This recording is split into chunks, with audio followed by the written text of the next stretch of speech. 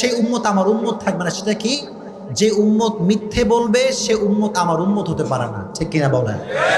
তো যে আপনার সে বাটপারি করছে সে নবীজির উম্মত থেকে বের হয়ে গিয়েছে। আর আপনি যদি ধৈর্য ধারণ করতে পারেন, আল্লাহর উপর তাওয়াক্কুল করতে পারেন, ইন্নামা ইউওয়াফাস সাবিরুনা আজরাহুম বিগাইরি হিসাব, যে ব্যক্তি সর্ব অবস্থায় ধৈর্য ধারণ করবে কিয়ামতের কঠিন ময়দানে আল্লাহ তাআলা তাকে বলবেন তুমি দাঁড়াও। সব মজমা বসা, হঠাৎ করে আল্লাহ বলছে তোমরা কয়েকজন দাঁড়াও।